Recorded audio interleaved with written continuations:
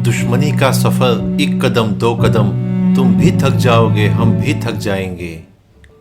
जन्म 10 मार्च 1957, इंतकाल 2 मई सन 2011। अलकायदा नामक आतंकी संगठन का मुखिया। सन 2000 में अमेरिकी युद्धपोतों पर आत्मघाती हमला। दिनांक 11 सितंबर सन 2001 को अमेरिका के न्यूयॉर्क शहर के सबसे ऊंची इमारत WTC पर हुए हमले के साथ विश्व के कई देशों में आतंक फैलाने और आतंकी गतिविधियां संचालित करने का दोषी, जिसे 2 मई सन 2011 को एबटाबाद पाकिस्तान में अमेरिकी सेना ने एक हमले में मार गिराया, ओसामा बिन लादेन। तो आइए अब विस्तार से जानते हैं ओसामा बिन लादेन के बारे में।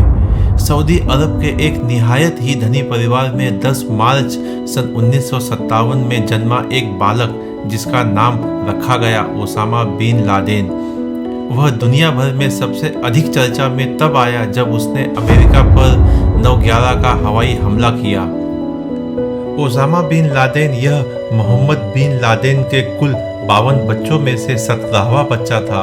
ओसामा बिन लादेन के पिता मोहम्मद बिन लादेन सऊदी अरब के एक जाने माने अरबपति बिल्डर थे, जिसकी कंपनी ने देश विदेश की लगभग 80% पक्की सड़कों का निर्माण किया था। जब ओसामा बिन लादेन के पिता की सन 1968 में एक हेलीकॉप्टर दुर्घटना में मृत्यु हो गई, जिसके बाद 13 वर्ष की कम आयु में ही वह अरबपति बन गया। सऊदी अरब के शाह अब्दुल्ला अजीज विश्वविद्यालय में सिविल इंजीनियरिंग की पढ़ाई के दौरान वो वहाँ के कट्टरपंथी इस्लामी शिक्षकों एवं छात्रों के संपर्क में आया, और वो अपनी पढ़ाई खत्म करने के बाद धीरे धीरे अपनी कुत्सित यानी गंदी हरकतों और चरमपंथी मानसिकता की वजहों से इस्लाम के कट्टरपंथी गुटों के समर्थन में खड़ा हो गया, और यहीं से शुरू हुआ उसका आतंकी बनने का सफर। सन 1979 में सोवियत संघ द्वारा अफगानिस्तान पर आक्रमण करने के कुछ ही समय बाद ओसामा बिन लादेन कई कट्टरपंथी मुस्लिम गुटों से जुड़ चुका था। अफगान लड़ाकों के मदद के लिए लादेन पहले से ही पाकिस्तान के पेशावर पहुंचा और उन्हें आर्थिक मदद दिलाने लगा। लादेन ने अरब अफगानियों के परिवार को मदद भी पहुंचाई, और आगे चलकर उसने सन 1988 में एक संगठन की स्थापना की, जिसका नाम था अलकायदा। सन 1989 में अफगानिस्तान में सोवियत संघ के हटने के बाद लादेन अपने परिवार का बिजनेस संभालने वापस सऊदी चला गया, क्योंकि उसे अलकायदा को एक बड़ा संगठन बनाना था, और इसके लिए लादेन ने फंड जुटाना शुरू किया। धीरे धीरे अलकायदा छोटे समूह से ग्लोबल ग्रुप में तब्दील हो गया। अलकायदा का हेड ऑफिस अफगानिस्तान में रहा, और इसके मेंबर 35 से 60 देशों में मौजूद थे, और इसी तरह वो धीरे धीरे पहले से भी ज़्यादा अधिक ताकतवर हो गया। उसने अपने संगठन को और भी मजबूत बनाने के लिए आतंकियों के ट्रेनिंग कैंप शुरू किए। आतंकी बनने के बाद उसका सबसे पहला टारगेट मुस्लिम देशों से अमेरिकियों को खदेड़ना था, और वो अमेरिका को अपना सबसे बड़ा दुश्मन मानता था। इसलिए उसने अमेरिका के WTC पर 9/11 का हमला किया। लेकिन शायद आपको यह नहीं पता होगा कि अमेरिका के WTC पर यह आतंकी पहला हमला नहीं था। इसके पहले भी दिनांक 26 फरवरी सन 1993 को वर्ल्ड ट्रेड सेंटर परिसर के नीचे एक बेसमेंट के पार्किंग गैरेज में एक ट्रक विस्फोट हुआ। उस समय अमेरिकी धरती पर किए गए सबसे घातक आतंकवादी हमले में से एक था, और इस हमले में कुल 6 लोग मारे गए और 1000 से अधिक लोग घायल हुए। और इस हमले की जिम्मेदारी अलकायदा संगठन के रामजी यूसुफ ने ली थी, और उस हमले के बाद जल्द ही FBI ने रामजी यूसुफ और उसके सभी सहयोगियों जैसे मोहम्मद सलामेह, महमूद अबू हलीमा, निदाल अय्यद और अमजद और अहमद अजाज को गिरफ्तार करके उन पर मार्च सन 1994 को बमबारी में उनकी भूमिका के लिए मुकदमा चलाकर उन्हें दोषी ठहराया, और मई सन 1994 में उन्हें 240 साल जेल की सजा सुनाई गई। लेकिन अब आप सोच रहे होंगे कि आखिरकार ओसामा बिन लादेन ने अमेरिका पर ही हमला क्यों किया। वैसे अगर देखा जाए तो ओसामा बिन लादेन ने अपने निजी वजहों से ही अमेरिका पर हमला किया था, क्योंकि जब 90 के दशक में ओसामा बिन लादेन अपनी फैमिली के साथ सूडान में आराम की ज़िंदगी बसर कर रहा था। तो इसी बीच अमेरिकी सरकार ने ओसामा को सूडान से बाहर निकालने के लिए वहाँ की सरकार पर कड़ा दबाव बनाया और उसे इसी वजह से सूडान को छोड़ना पड़ा, जिसके बाद लादेन के पास रहने के कुछ ही विकल्प बचे थे और फिर वो यहाँ से अपने पूरे परिवार को लेकर अफगानिस्तान पहुँचा। लेकिन उस वक्त वहाँ के हालात भी काफ़ी ख़राब थे, क्योंकि उस वक्त अफगानिस्तान करीब एक दशक से सोवियत यूनियन से जंग का सामना कर रहा था और इसके चलते वहाँ बिजली पानी जैसी बुनियादी सुविधाएं भी नहीं थी। ऐसे माहौल के बीच ओसामा की दूसरी पत्नी यानी खदीजा शरीफ ने वहाँ रहने से इनकार कर दिया। खदीजा शरीफ पेशे से यूनिवर्सिटी लेक्चरर थी। खदीजा ओसामा को तलाक देकर अपने बेटे के साथ सऊदी अरब चली गई, जिसके कारण ओसामा बिन लादेन बहुत ही दुखी हो गया था। इसलिए ओसामा अपना परिवार टूटने के लिए अमेरिका को ही जिम्मेदार मानता था, क्योंकि अमेरिका के दबाव में ही उसे सूडान को छोड़ना पड़ा था। 9/11 हमलों पर लिखी लॉरेंस राइट की किताब लूमिंग टावर में भी इस बात का जिक्र किया गया है कि लादेन को उस तलाक से बहुत ही बड़ा झटका लगा था और वो अंदर से पूरी तरह से टूट चुका था। इसलिए इन्हीं सब घटनाओं के चलते लादेन ने अमेरिका के खिलाफ जंग का 12 पन्नों का ऐलाननामा लिखा था। ओसामा अमेरिका को न सिर्फ इस्लामिक दुनिया की ही नहीं बल्कि अपनी पर्सनल लाइफ की तबाही के लिए भी जिम्मेदार मानता था। अमेरिका ने ओसामा को अफगानिस्तान भेजकर ये सोच लिया कि दुनिया जल्द ही उसे भुला देगी, लेकिन हुआ इसके उल्टा ही। उसने अमेरिका के खिलाफ जंग का फरमान ही जारी कर दिया। और वो साल था सन 1998 का, जब अफगानिस्तान के एक गुप्त बंकर में सर्द रात का वक्त, लेकिन ओसामा की आंखों में दूर दूर तक नींद का कोई भी नामो निशान नहीं था, बल्कि एक ही ख्वाब था और वो सपना था अमेरिका को जड़ से निस्ते नाबूद करने का। उसके दिल में बदले की आग सुलग रही थी। ओसामा इस बार कुछ ऐसा करना चाहता था कि जिसकी गूंज अमेरिका के कानों से कभी भी निकल ही न सके। तो सबसे पहले उसने दिनांक 7 अगस्त सन 1998 को तंजानिया और कीनिया में दो अमेरिकी दूतावासों को धमाके में उड़ाकर उस धमाकों में 300 से ज़्यादा बेगुनाहों को मौत के घाट उतारने के बाद भी ओसामा के सीने में सुलग रही बदले की आग ठंडी नहीं हो रही थी।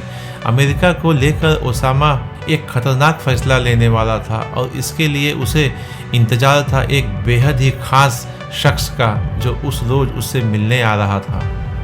और उन्हीं इंतजार के पलों के बीच ही अचानक उसकी आंखों में अतीत का एक मंजर दिखता है और वो मंजर 3 सितंबर सन 1967 का था, जब वह एक 13 साल का बच्चा था और उसने अपने वालिद शेख मोहम्मद बिन अवद बिन लादेन के एक विमान हादसे में मरने की खबर सुनी थी। उस वक्त मंजर को सोचते ही ओसामा की आंखों में फिर से खून भर जाता है और फिर वो उस लम्हे को याद करता है जब इजरायली और अमेरिकी फ़ौजों ने लेबनान पर बमबारी कर उसकी ऊंची ऊंची इमारतों को ताश के पत्तों की तरह ढहा दिया था। ओसामा 29 मई सन 1988 का वो पल भी नहीं भूला था जब उसका एक बड़ा भाई सालेम बिन लादेन भी अमेरिका में एक विमान हादसे में मारा गया था। ओसामा बिन लादेन उस खास मेहमान के इंतजार के बीच वो एक एक कर अपने साथ हुई इन सारी बातों को याद करता जा रहा था और फिर अचानक ओसामा के चेहरे पर एक खौफनाक हंसी आ जाती है और इसी हंसी के साथ ही वो एक फ़ैसला ले चुका था, और एक ऐसा फ़ैसला जिसके बारे में दुनिया में कभी भी किसी ने सोचा ही नहीं होगा।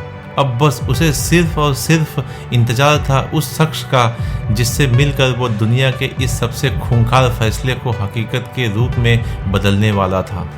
जैसे जैसे घड़ी की सुइयों में वक्त बीत रहा था वैसे वैसे इंतजार और भी लंबा होता जा रहा था। हर गुजरते लम्हे के साथ ओसामा की बेचैनी लगातार बढ़ती जा रही थी, पर आखिरकार वो घड़ी आ ही गई। एक खास मेहमान की जगह 2 लोग बंकर में दाखिल होते हैं। उनके पास एक ब्रीफकेस होता है।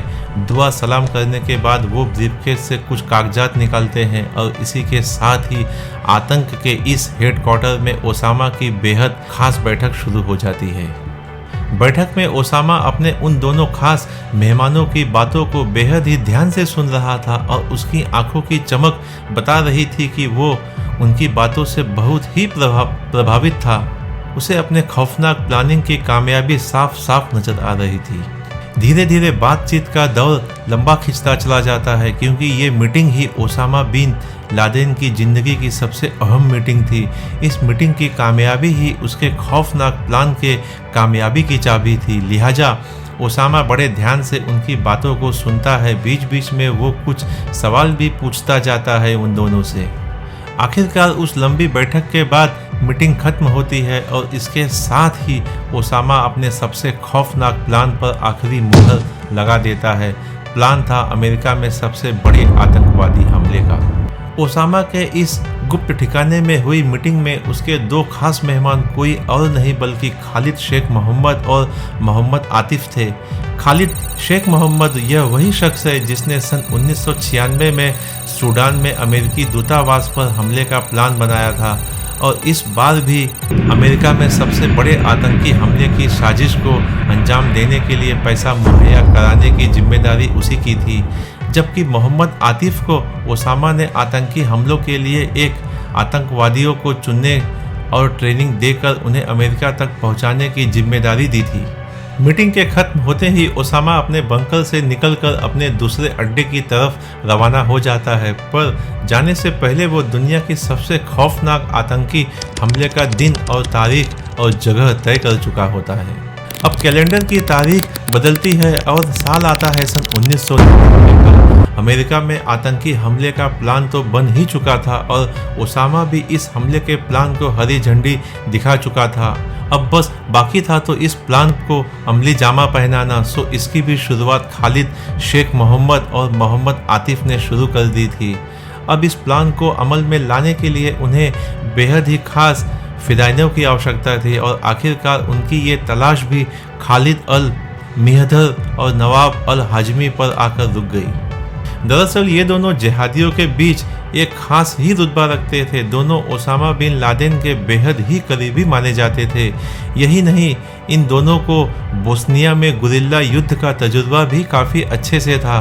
दोनों ने ओसामा का भरोसा भी खूब निभाया और कुछ ही महीनों में ही इन्होंने 4 जिहादियों को इस मिशन के लिए रजामंद कर लिया और इस बीच अप्रैल सन 1999 में मिहदर और हाजमी को अमेरिका का वीज़ा भी मिल गया। अब इसके आगे की कमान खालिद मोहम्मद और मोहम्मद आतिफ ने संभाली। दोनों ने पाकिस्तान के कराची शहर में ऑपरेशन में शामिल होने जा रहे सभी फिदाइनों को अंग्रेजी बोलने और अमेरिकी रहन सहन की ट्रेनिंग देनी शुरू कर दी थी और इसके साथ ही बाकी फिदाइनों की उनकी तलाश भी जारी रही। इन्हीं सब कामों में तकरीबन 1 साल से ज़्यादा का वक्त बीत गया और फिर साल 2000 के आखिरी तक खालिद मोहम्मद और आतिफ मिहदर और हाजमी की मदद से 13 और फिदाइनों की एक नई टीम तैयार कर ली गई थी। अब यानी कुल 19 फिदाइन मिशन के लिए तैयार थे। मिशन का पहला चरण तो पूरा हो ही चुका था। दूसरे चरण में 19 लोगों की इस टीम में से 6 लोगों को विमान उड़ाने की ट्रेनिंग दी जानी थी। टीम ओसामा के पास तो इसका भी हल था। जिस देश की सरजमी पर इनको आतंकी हमला करना था, उसी देश में इनको विमान उड़ाने की ट्रेनिंग दिलाने का इंतजाम भी किया गया। ओसामा बिन लादेन के 9/11 के हमले के प्लान का दूसरा चरण तो शुरू हो ही चुका था। मिशन के लिए चुने गए 19 लोगों में से सबसे पहले खालिद अल मिहदर और नवाब अल हाजमी जनवरी सन 2000 में अमेरिका के सैन डियागो शहर पहुंचे। वहां इन्होंने लोकल फ्लाइंग क्लब में विमान उड़ाने की ट्रेनिंग लेनी शुरू कर दी और इसी के करीब महीने भर बाद ही मोहम्मद अता, मरवान अल शेही और जियाद जर्राह अमेरिका के दूसरे शहर फ्लोरिडा पहुंचते हैं। ये तीनों भी फ्लोरिडा में विमान उड़ाने की ट्रेनिंग लेते हैं। दिसंबर सन 2000 में तीसरी खेप में 6ठा फिदाइन हानी हंजोर अमेरिका के सैन डियागो शहर पहुंचता है और वहीं के फ्लाइंग क्लब में एडमिशन ले लेता है। साल 2001 के आते आते ओसामा के आतंकी प्लान का दूसरा चरण भी करीब करीब पूरा ही हो चुका था। सभी 6 फिदाइन विमान उड़ाने की ट्रेनिंग ले चुके थे। लिहाजा प्लान के अगले चरण के तहत अब बाकी के 13 फिदाइन सन 2001 में अलग अलग ग्रुप में अमेरिका पहुंच जाते हैं। और इसमें सबसे ताज्जुब की बात तो ये है कि अमेरिका पर सबसे बड़े हमले की साजिश अब अमेरिकी ज़मीन पर ही रची जा रही थी और अमेरिका को इसकी भनक तक नहीं थी। अमेरिकी खुफिया एजेंसियों को इस बात का गुमान भी नहीं था कि उसी की सरजमी पर आतंकी हमला करने वाले दहशतगर्द उन्हीं के देश में विमान उड़ाने की ट्रेनिंग ले रहे हैं। ओसामा के आतंकी प्लान के पहले 2 चरण तो पूरी तरह से कामयाब रहे। अब साजिश के तीसरे चरण की शुरुआत होनी थी। अब ये सबसे मुश्किल और खतरनाक चरण था। विमान को हाईजैक कर उसे अमेरिका में ही गिराना चाहता था और आखिरकार वो लम्हा आ ही गया जिसकी तैयारी ओसामा बिन लादेन और उसके दहशतगर्द बीते 3 साल से कर रहे थे। और वो तारीख थी 11 सितंबर सन 2001, वक्त सुबह 7:15, जगह बॉस्टन का लोगन एयरपोर्ट। अमेरिकन एयरलाइंस फ्लाइट 11 का विमान बोस्टन एयरपोर्ट पर लॉस एंजलिस के लिए उड़ान भरने को तैयार खड़ा था। तभी उस विमान में 19 में से 5 हाईजैकर सवार होते हैं। वो पांचों किसी सामान्य पैसेंजर की तरह ही विमान में अपने अपनी सीटों पर बैठ जाते हैं ताकि किसी को कोई भी शक न हो। विमान में उन पांचों के अलावा कुल 92 मुसाफिर सवार थे। विमान ने सुबह 7:59 पर उड़ान भरी और इसके ठीक 15 मिनट बाद यानी 8:14 पर पांचों आतंकियों ने विमान को अपने कब्जे में ले लिया। उधर दूसरी तरफ बॉस्टन के लोगन एयरपोर्ट पर सुबह 7:30 पर यूनाइटेड एयरलाइंस फ्लाइट 175 का विमान मैसेच्यूसेट्स के रास्ते लॉस एंजलिस तक उड़ान भरने के लिए रनवे पर तैयार खड़ा था। तभी ठीक सुबह 7:30 बजे 5 हाईजैकर्स विमान में दाखिल होते हैं। इस विमान में कुल 65 मुसाफिर सफ़र कर रहे थे। विमान ने सुबह 8:14 पर रनवे छोड़ दिया और ठीक उसके 32 मिनट बाद यानी 8:46 पर यह विमान भी पांचों हाईजैकर्स ने अपने कब्जे में ले लिया। और तीसरा विमान ड्यूलेस इंटरनेशनल एयरपोर्ट पर सुबह 7:40 पर उड़ने के लिए रनवे पर तैयार खड़ा था और अमेरिकन एयरलाइंस फ्लाइट नंबर 77 का विमान ड्यूलेस एयरपोर्ट पर वर्जीनिया के रास्ते लॉस एंजलिस तक उड़ान भरने की तैयारी कर रहा था। और उससे पहले ही एक बार फिर 5 हाईजैकर्स विमान में सवार हो चुके थे। विमान ने तय वक्त से 10 मिनट की देरी यानी सुबह 8:20 पर 64 मुसाफिरों को लेकर उड़ान भरी और ठीक 34 मिनट बाद यानी 8:54 पर इस विमान का भी अपहरण हो चुका था। न्यूयॉर्क इंटरनेशनल एयरपोर्ट पर यूनाइटेड एयरलाइंस की फ्लाइट नंबर 93 का विमान सुबह 8:20 पर न्यूयॉर्क एयरपोर्ट पर न्यू जर्सी के रास्ते सैन फ्रांसिस्को तक उड़ान भरने की तैयारी में था और इस विमान में भी उड़ान से ऐन पहले बाकी बचे 4 हाईजैकर्स भी बैठ चुके थे। विमान ने सुबह 8:42 पर 44 मुसाफिरों को लेकर उड़ान भरी और उसके ठीक 46 मिनट बाद यानी 9:28 पर इस विमान को भी हाईजैक कर लिया गया। इसी के साथ ओसामा के प्लान का तीसरा चरण भी कामयाबी से पूरा हो चुका था। बस अब बाकी था तो चौथा चरण, क्योंकि सभी हाईजैकर्स अपनी अपनी मंजिल जानते थे। इसलिए विमान के अपहरण के बाद विमान उड़ा रहे हर हाईजैकर ने अपनी अपनी मंजिल की तरफ विमान को मोड़ दिया। विमान को अपनी मंजिल की ओर मोड़ने के बाद अब ओसामा के सबसे बड़े आतंकी प्लान के चौथे और आखिरी चरण को पूरा करने का वक्त आ चुका था। अमेरिकन एयरलाइंस की फ्लाइट नंबर 11 के विमान को उड़ा रहे मोहम्मद अता ने सुबह 8:46 पर अमेरिका के वर्ल्ड ट्रेड सेंटर के उत्तरी टावर से जाकर टकरा दिया और इस हमले में कुल 1355 बेगुनाह लोग मारे गए।